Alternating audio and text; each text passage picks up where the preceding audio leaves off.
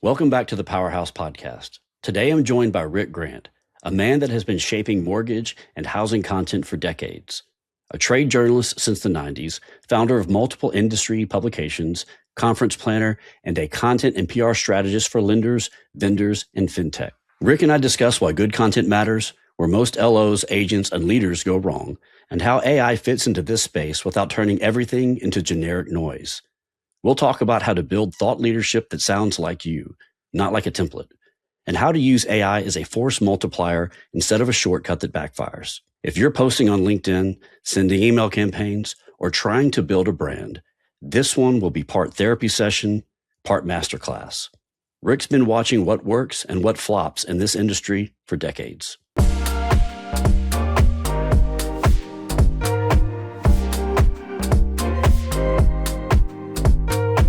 All right, Rick, thank you for joining me. Zeb, thanks for having me. It's good to see you. Good seeing you as well. I've been looking forward to this conversation for a month or two now, because we're here to talk about content. Good content, why it matters, and what professionals should know about that, and what they should be thinking about as they go to create content. But before we dive into it, can you unpack a little bit of your background and your journey through the industry? I mean, you started off, you were like a trade journalist back in the 90s, right? That's right. So 1997, I got my first job in the industry writing for National Mortgage News in New York for Mark Fogarty, one of the best editors I have ever worked for. I worked there for about half a decade. I got recruited over to CBS to run their financial services and engineering verticals for Office.com back in the day. And then Mark recruited me back to run Mortgage Technology magazine, which, that was so much fun. I really loved that. I did a few other things. I wrote for Janet Hewitt at Mortgage Banking, another fantastic editor, and Paul Jackson at HousingWire. I was a columnist for you guys for about 18 months. So me talking to HousingWire about content is kind of like the student coming back to the master, because this is what you guys do every day. You do such a fantastic job. And this podcast series, by the way, Zeb, I really like what you're doing with this. So I hope you keep that up. Thank you. I'll do my These days I do. Best. Yeah, well, you're doing great. I mean, these days I do a lot more of private writing for companies, PR, thought leadership, helping executives say more clearly what they think so the industry can understand how smart they are. I think what's important, we got to lay the framework to some of the deeper dives that we'll get into in this conversation in a minute. But like I said, we're here to talk about content, good content. And before we can really explore how to make that work, the thought process behind that, it's important to kind of lay out the value prop for good. I mean, why does good content, why does that actually matter? Why is good content actually important? We can talk later in a few minutes about what good content is versus is not and how to get there. But I would love to hear you share your thoughts on why good content matters. Well, it's a great question. And here's what I think, and I may not be the smartest guy that you're ever going to meet, but in my opinion, the stories that we tell are the only damn thing we ever remember. I mean, we don't remember the bullet points in the ads, right? We remember something that happened to someone, especially if that someone was us, and it's always been this way from the time that we were back in the caves talking over the fire about, how we survived the day and where we found fresh water and what dinosaurs to avoid. Just kidding. We didn't live with dinosaurs, but maybe saber-toothed cats or whatever, right? Those were stories. Archaeologists have been studying those ancient caves for 150 years now. And in all that time, they have never found painted on one of those walls anything that looks like a PowerPoint slide. They just didn't use them, right? They used pictures of animals in action. They told stories. Right? Yeah. So I did just yesterday or the day before yesterday, I was having a conversation with Diego Sanchez, our president, and I was talking to him about the importance of story, the importance of narrative. And even if this is I 100% agree with what you're saying.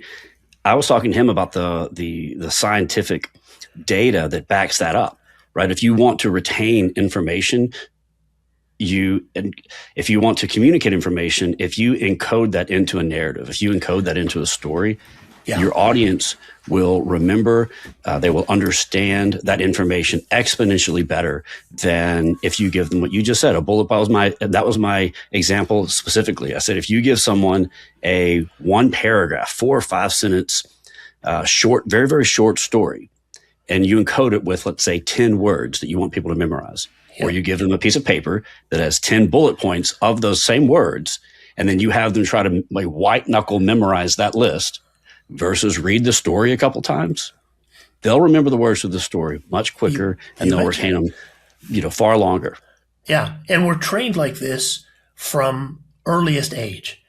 Mary had a little lamb. Its fleece was white as, you know this. You don't even have to think about this. You know what this is, right? Snow. So it's the same thing. It's the only way that we remember things. If you talk to a memory expert, someone whose job is to help you retain more of what you learned, they'll give you tricks like the memory mansion. Have you heard of that? You go in your mind and you pretend you're walking through a house and you're seeing the things you have to remember. Why? Because the brain is an analytical machine. It takes in all the sensory data, and I shouldn't talk about this because I'm not a neuroscientist, but I've read a lot to study how I work. We take in all this sensory information, and then our brain, super powerful, can make a decision. Do we fight? Do we flee?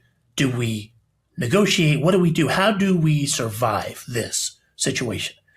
That's what our brains are primarily designed for. They're not designed to be a database. We can't store a bunch of stuff in there. All we can remember is the story about how Joe faced a similar situation and got eaten by a saber-tooth. So we don't want to do that. Right. We want to do something different. Right. Yeah. And I feel like it permeates at every level in our industry, from the originator to the real estate agent, all the way up to the leadership level, where one of your primary responsibilities, no matter where you're at in the industry, is to educate. And people pay lip service to telling stories. Storytelling is a marketing buzzword, but it's really quite astounding how rarely proper storytelling techniques get applied especially through written content and through social content. Which actually, that's something I wanted to ask you about. Like, if you're looking at what's kind of flooding LinkedIn and email inboxes these days, what is your assessment of the current content marketing landscape? Do you think quality is better, worse, or is it just has it found a different way to suck the same amount? Well, it's certainly not the same amount, right? So I got a good friend back in Pennsylvania who's a water quality expert, and he goes and tests stream water and stuff. And what you're asking me to do is what's the quality of this stream of consciousness that's coming to us in all this marketing stuff? And in a fire hose, you can't get a sample because it knocks you down, right? That's what we're dealing with. It's just an extension of more barrage of information hitting us at all angles at all times of day. It's incredible. And AI is just making that easier. And in the old days, when I started a podcast in 2005. Nobody was doing it back then. So naturally, I won a national award for podcasting in 2006. And everybody thought, oh, wow, you must be really great. And I said, no, I'm just the only one doing it, right? When you're the only one marketing, pretty much anything you send out there is going to be better than your competition. But when everybody's throwing crap out there, all of it, now whoever's receiving that has to act like a tuner, right? You remember the old communications model, so sender and receiver. And we always just assume, well, the sender spits stuff out and the receiver's going to catch it. Not today. Today, we're all tuners, and we can tune what we want to catch and what we want to ignore. We have to. It's a survival response to all this crap, right? So now the question of quality becomes much more complex because it can't just be good content. It has to be good content that talks about the problem that your buyer has so that they will tune to that channel and hear it. And then it has to be clear enough that they understand your value proposition so that they can enter a conversation with you that, if you're lucky, will result in a relationship, which is the only thing that's ever resulted in a sale, right?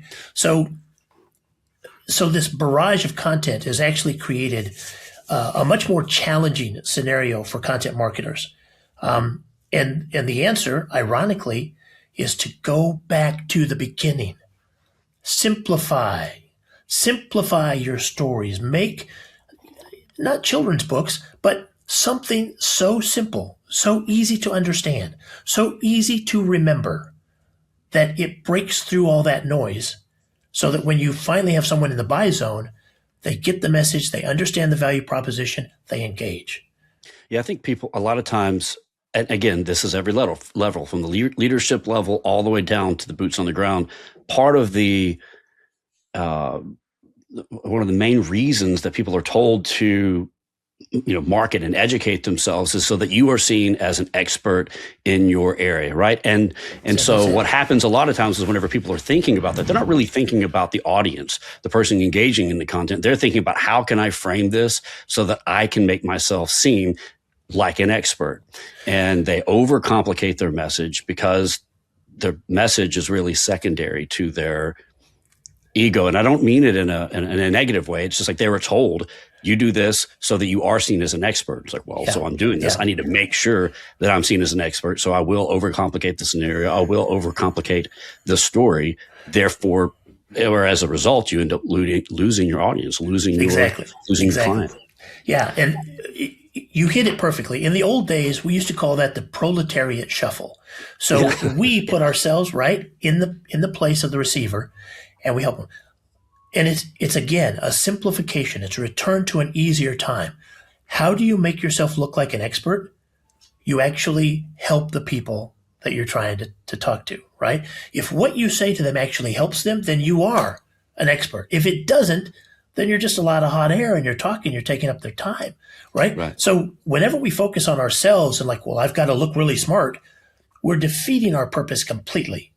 We need to look at our prospect and say, what's hurting you? Where's the pain, right?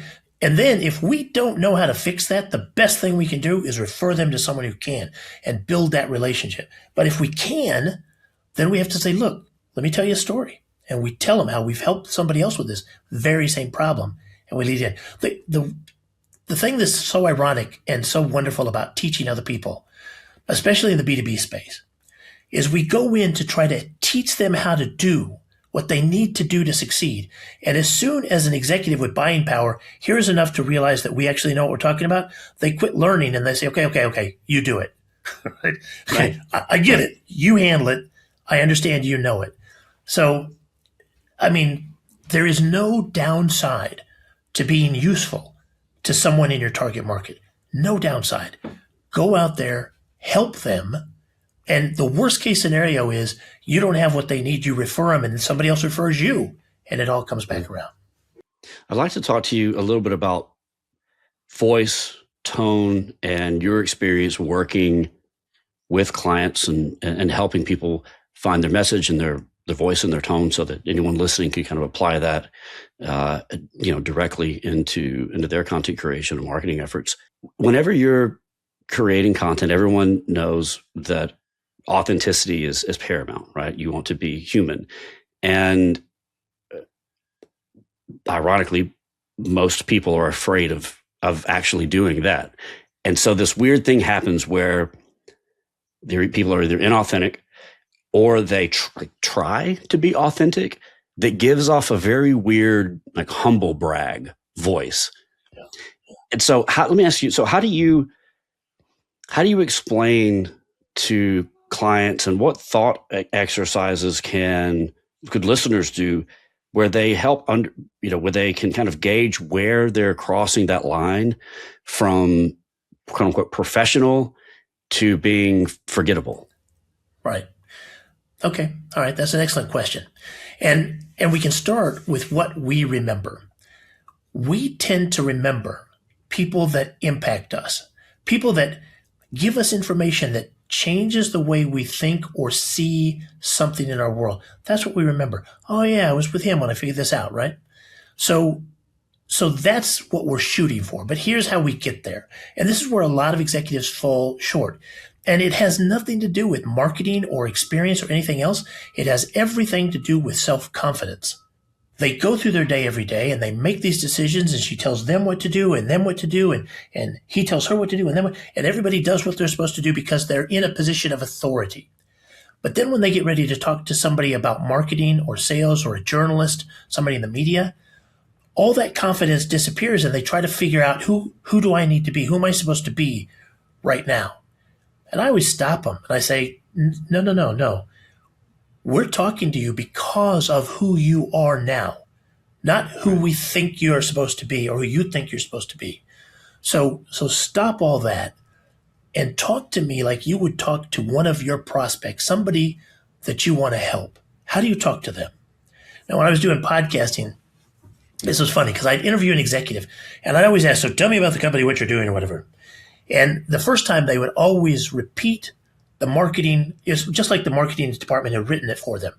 Well, Rick, we do this and this and this and this and this. Okay, thanks. And now I ask them a few other questions. I'll come back to it. Well, no, but tell me again what you do. And they'll say, well, Rick, we do this and this and this and this and this. But the third time I'd ask him, and I have to wait a while, third time I'd ask them, they would say, Rick, look, Rick, it's not that hard, okay? This is where we're at. This is who we help. This is what we do. And that passion made great podcasts. But I had to fight my way through all of the positioning and stuff to get to their real voice. That's why when I do thought leadership writing for people, I'd record everything. Because I'll think about what they say and I'll go, that's the story. But it's only when I go back to the transcript and see how they string words together and what stories they tell can I find their voice. And everybody has one. I mean, when I was a young writer, I thought, well, I'm going to develop this great voice. I'm going to be great. No, everybody's got a great voice, right? About what they're passionate about and what they understand. So my job is to get to an executive and say, look, relax. I don't care. Does it take whiskey? What? Does it take the forest? What? How can I get you to just chill and tell me what you know? And once they do that, oh man, great stuff comes out. So that also pressing those executives, so what do you do? That third response of, well, listen, Rick, it's not that hard. That ties back to what you were talking about earlier with simplification, right? Right. And authenticity and simplicity. And that leads into, actually, you'd said this before about working with executives and leaders, that the most important stories that leaders are telling are the ones that they've been telling informally for years, but they've never documented. Yes. So that's how you help them. Let me ask you this, though. So if someone isn't working with you, but they, from this conversation, like I have these stories to tell. How could the person that is not working with a professional writer, how could they begin to unearth their own stories to tell authentically? Yeah. Okay. So 10 years ago, I would never believe I would be giving you this answer now, but I am, because the new AI tools we have are so good at breaking through all the exterior stuff and getting us to just talk to them, that they're a tool I think every executive should use. I have a good friend, Scott Shang. You may know Scott. This guy is brilliant. And he'll dive into AI and he'll work with it all weekend until he figures out how to talk to it so that it can give him what he needs. And he's built these tools, custom chat GPTs that are like, find your life's mission or your life's vision. And the AI asks you questions and talks to you like a therapist until it gets you to admit what you really want to do. And I've done it. It works. It's amazing. Mm-hmm. And then you tell it. And then you can tell AI, good, give this back to me. Give me this summary, but in my voice, because you know my voice now. We've been talking all weekend. How would I say this correctly? And it will. It'll give you good stuff. Now, so it's just a little ROI, right? Because I think that, I mean, if you're paying attention to it and you read enough of it, the AI generated content has a very specific voice. Actually, it has two voices. I feel one is polite and organized and grammatically correct, and then the other is this weird, like faux thought leadership voice, where it's a bunch of one-liners. A lot of people think so-and-so, one line, but I don't see it that way. Next line. The industry is telling you something one line, but the industry is wrong. The next line. I'm the one that's speaking the truth. It's like, right. Okay, you're not saying shit. I know who's saying that. So, and it all just leads to this sameness, right? This disease of sameness, this AI slop. So what you're talking about is just still using AI, but instead of like AI, having chat write a post about the need for first-time homebuyer education or permeating the myths of the 20% down payment, whatever. Yeah. Treat chat or any LLM that you could be Claude, whatever, but treat it almost as a a slight therapist, right? To as a series of thought exercises that could take, I don't know, half an hour over the course of Saturday, and then they can understand your voice, and then from there, then you start feeding it in prompts, basically. Yeah. And you may need a guide initially to help you talk to the machine. But using AI the way 99% of marketers are using it today is like buying a fast car and then calling your friend and say, hey, let's take this car out for a spin. Do you want to steer or do you want to push? Right? No, we don't push the car. The car has an engine. The car has electronics. It can do all that. All we have to do is put a finger on the wheel, right? Well, that's what AI is. If you're lazy and you just go to AI and say, give me 1,000 blog posts that it'll do it. It'll spit it out. But it'll sound exactly like everybody else. It'll be filled with emojis and M dashes and a bunch of crap that humans can now see at a glance. When it comes to the sensory part, we're great, all right? We can't see as well as an eagle, right? We can't hear as well as maybe our dog or smell as well as some animals. But all together, we can take a look at something and instantly know whether that's good for us or bad for us, right? Whether that's helpful or not helpful, whether that's human or AI. And as soon as somebody realizes that's AI crap, well, now you've lost authority, you've lost trust, you've lost credibility, you've lost everything it takes to make a sale or build that relationship. That's expensive, man. That's costly. You can't do that.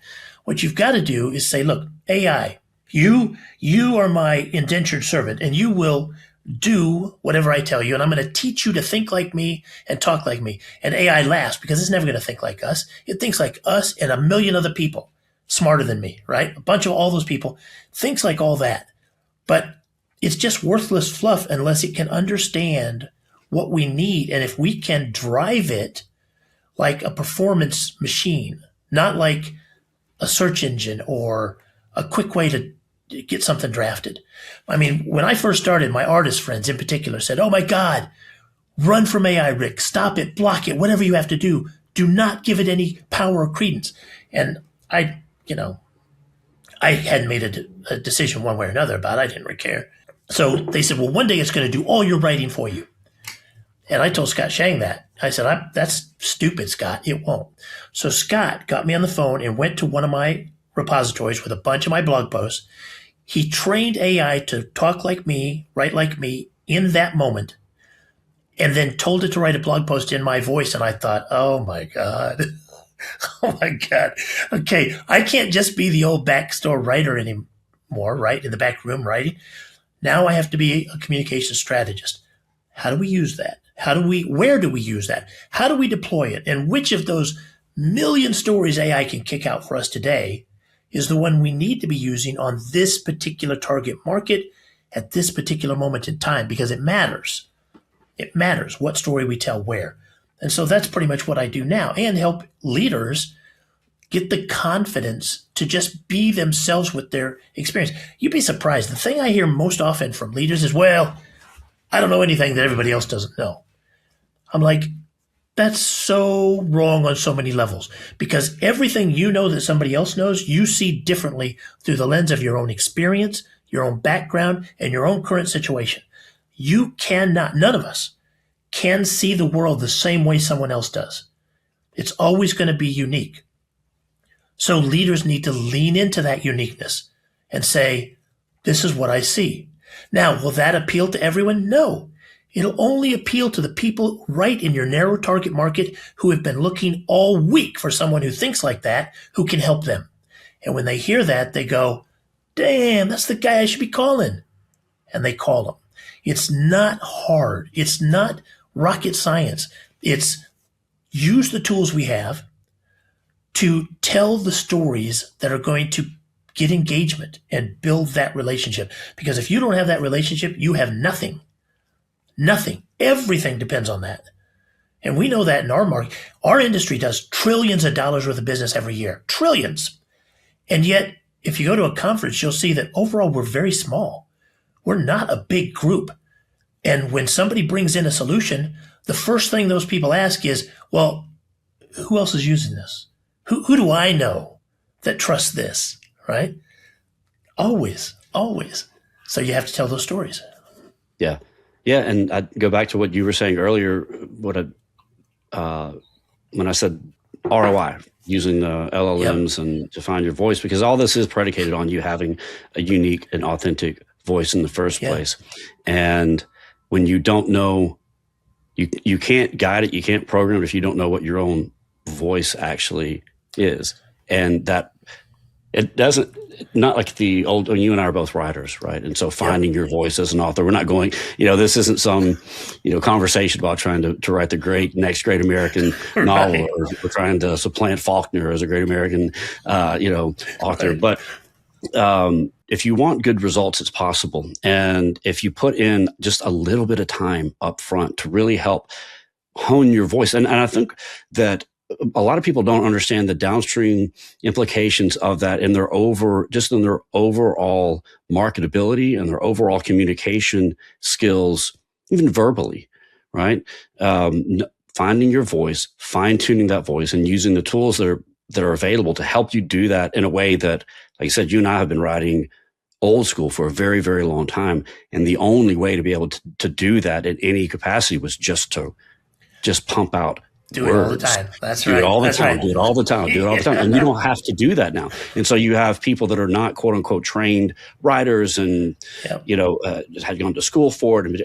And you have access to an unimaginable wealth of possibility that's just not, just previously was unavailable. And one of the things that you said, going back to the voice thing, was that you need to be, I can't remember if you read this or I heard it from you, but you need to be human, you need to be an expert, and you need to be passionate. Those are the three core elements of a good and effective voice. If someone is, again, wanting to fine tune their voice or hone their voice, how do they go about making sure that that all three of those elements are included in what they're putting out in the world? Well, that's a good question. And I always tell people when they're podcasting with me to relax, because there's only three things they need to bring, and you brought them, right? They need to be a human. Don't tell me the marketing speak. Don't tell me what they told you to tell me. I don't care. None of my listeners care, right? 2, they have to know their stuff, and they wouldn't be on the show if they didn't, right? You've been there. You've been around. And 3rd, you have to be passionate, but I add, you have to be passionate about helping the people that are watching this podcast. Right? If you're just passionate about what you do, and maybe you're a skydiver and they're like, oh, that's cool, but that's way out of my world, right?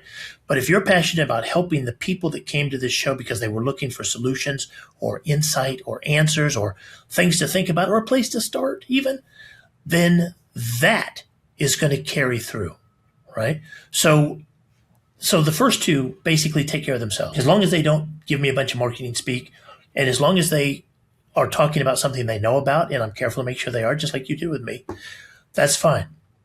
The 3rd is, how can you be helpful? How can you help the people that are listening to this now, right? So I run a PR firm. I do a lot of writing. I do a lot of ghost writing. Me telling people to use AI and train it to talk like them and then use it a lot is counterintuitive, because it's like, well, Rick, you're losing business. Yeah. But there's only one of me, and there's thousands and thousands of guys. How many can I really help before I'm dead? And I'm already close to that, right? So this is the best thing we can do. It's not just true for me, it's true for all of us. We can only really impact personally a fraction of the people we can reach with these new technologies. So if we're going to reach them, let's help them. And if we help them, it's all going to come back. It's all going to benefit everyone. It's going to be great. And once an executive starts thinking like that, they're like, oh, well, Rick, that's actually easy. Yeah. All this stuff is easy. It's not hard. We've overcomplicated it. You get in there, you figure out how to help. If you're a CEO or you're a CMO or you're some C-suite, your job is to help everyone in your organization under you succeed. Because if they succeed, everyone succeeds. If you're on the sales side, your job is to make sure that everybody that you talk to out there knows that you're in the business of helping them and help as many as you can. And that way you can tell the 4 stories. There's only 4 stories that any company needs to tell. Origin stories, this is where we came from. This is why we're here. This is why it matters to us. 2, stories about what we do. Everybody does this. It's like tips, tricks, how to get started, what to do, all that stuff. 3, stories about our successes, our press releases, our new hires, all that. And 4, the most powerful stories of all, stories other people tell about our success. So we have to help them tell those stories, make it easy for them to do that. And they will. And then we win the game. This game is not that hard. It's not a hard game. Business in general, even mortgage lending, is not a hard game.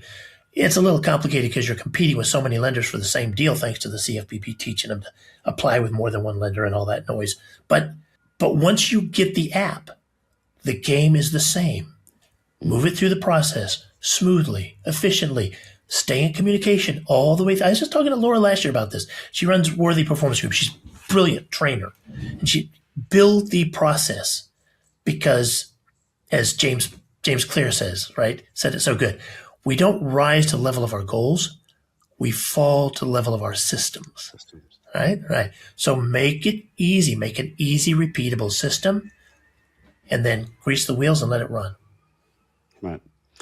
How do you, but when it comes to content, messaging, marketing, thought leadership is just a major buzzword, and that means a lot of different things to a lot of different people, and that can be difficult to do when you have an industry at large that revolves around such short-term news cycles. How do you help? How do you define thought leadership in terms of content and messaging, and how do you help others? How can others step out of whatever their frame that they currently think thought leadership is into what thought leadership actually is? All right. Thank you. That's an excellent question.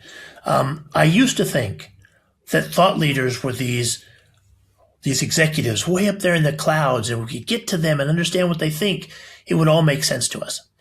But then I realized this game isn't that hard. Everybody can be a thought leader, right? If they're passionate about what they know and they share it in a way that helps other people. Problem is that they're afraid to use their own voice. They haven't been taught that they are enough as they are, and let that out. And we see this so often with our female executives who've worked in our industry, toiled hours and hours in the back office to build things, and they finally get up into the C-suite, and some of them have trouble talking about what they know and how good they are. I think that's criminal.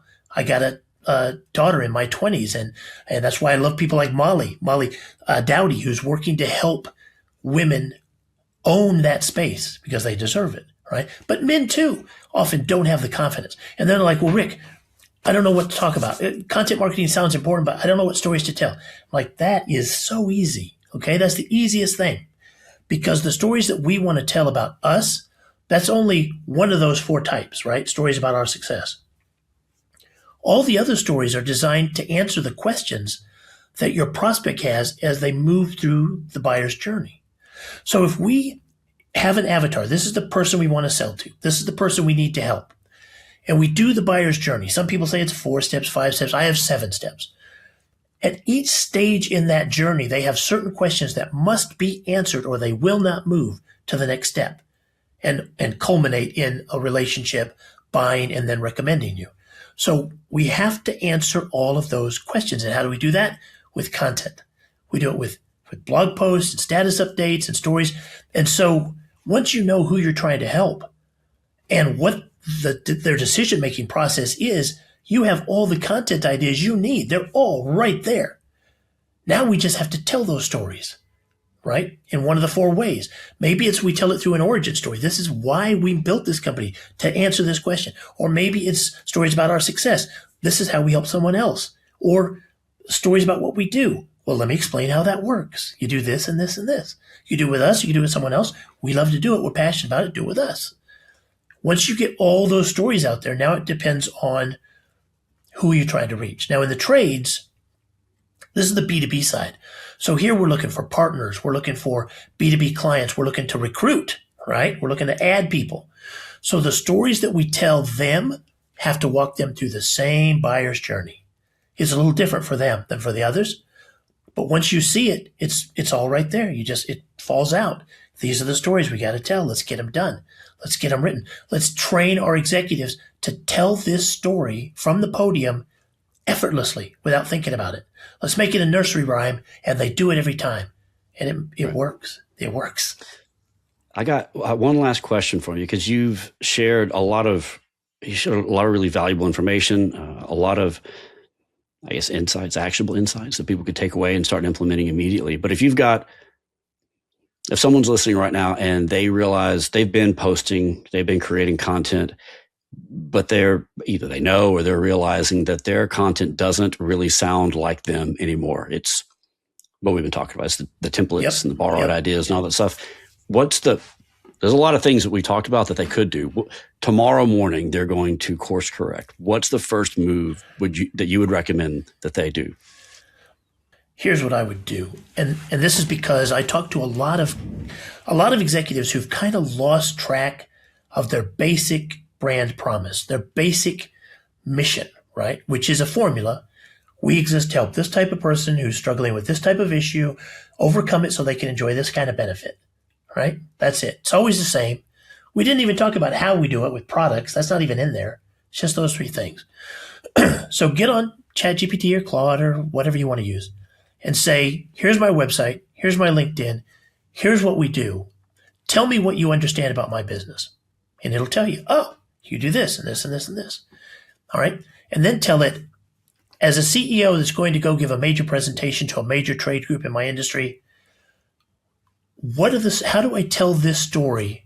What are the sound bites that I need to know to explain what I do? And then when you get those sound bites, then do some more work on each of those, because every sound bite is a whole story. It's the doorway to an entire story that you are eventually going to have to tell. And it doesn't have to be AI. A good marketing person can help you with this. It's helpful if they're third party so that they're objective. They don't know all the stuff you've been doing for 9 years. They just know what they've seen on your website and say, these are the 10 differentiating elements in your story that I don't see anywhere else. So, Mr. Executive, talk to me about that. Why this? Why that? How this? How that? And talk and talk and talk and write and think and tell that story until it rolls off your tongue effortlessly. Now, many executives say, well, Rick, I already do that. We've done that for years. But in too many cases, that's a story that's been written by the marketing department. It comes over. Those guys are great. I prefer to keep marketing involved in finding customers that match what we want to sell. I don't like it when marketing tells us what we have to sell, right? The company leadership has to decide, this is who we want to help. This is the problem we want to help them overcome.